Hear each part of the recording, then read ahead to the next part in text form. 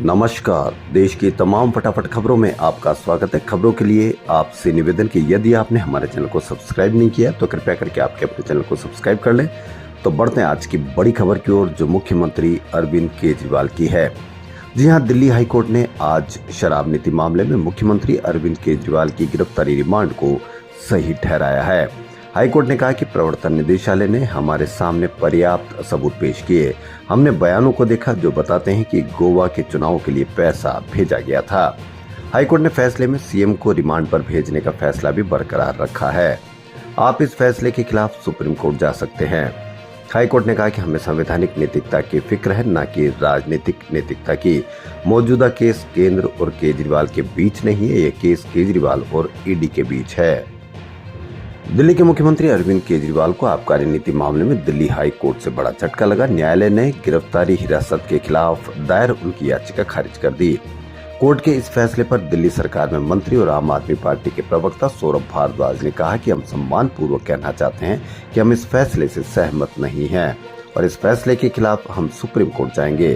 सौरभ भारद्वाज ने कहा कि यह मामला फर्जी सबूत और झूठे गवाहों पर आधारित है। आरोपी रेड्डी पिता पुत्र हैं, जो मंगुटा रेड्डी को एनडीए की सहयोगी तेलुगु देशम पार्टी की तरफ से टिकट मिला है।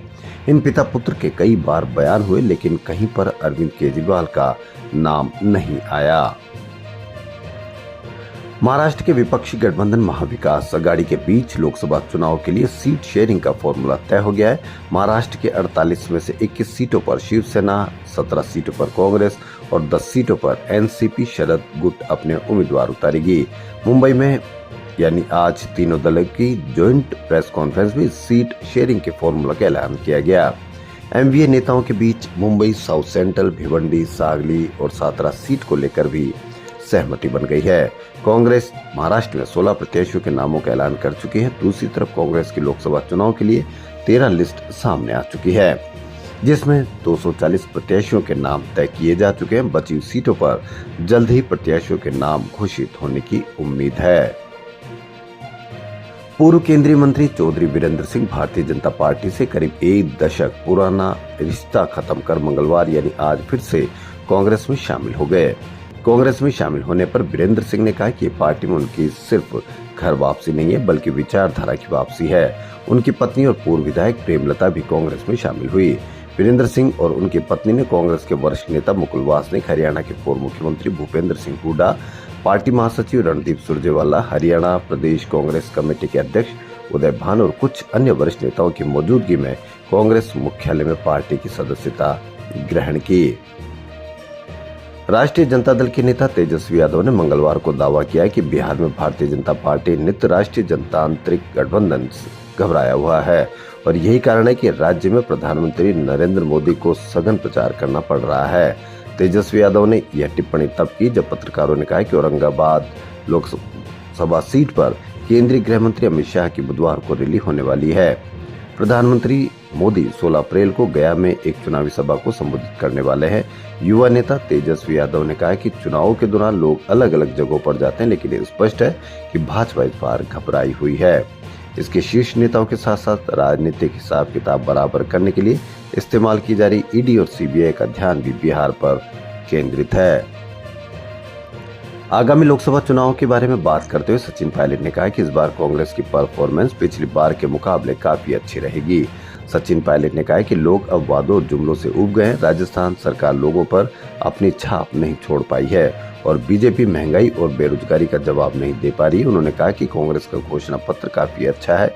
बांसवाड़ा डूंगरपुर में जो भ्रम पैदा हुआ था वो नहीं होना चाहिए था। साथ ही उन्होंने यह भी बताया कि वैभव गहलोत के प्रचार में शामिल होंगे। जब सचिन पायलट से पूछा गया कि क्या उनके अशोक गहलोत से सुलह हो गई है, तो इस पर उन्होंने कहा कि हमारी कोई अनबन ही नहीं थी। प्रधानमंत्री नरेंद्र मोदी ने आज पहली बार यूपी के पीलीभीत में रैली को संबोधित किया। रैली में पीलीभीत से मौजूदा सांसद वरुण गांधी नहीं पहुंचे।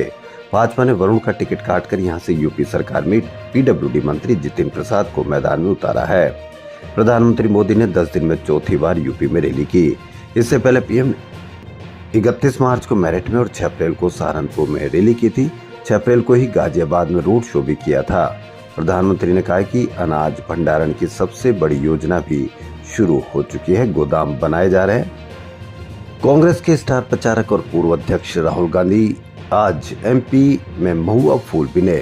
वे शहडोल से उमरिया जा रहे थे। रास्ते में आदिवासी महिलाओं को महुआ बीनते देख काफिला रुकवाया और उनसे बातचीत की। राहुल ने कुछ महुआ बीने और चक्कर भी देखे।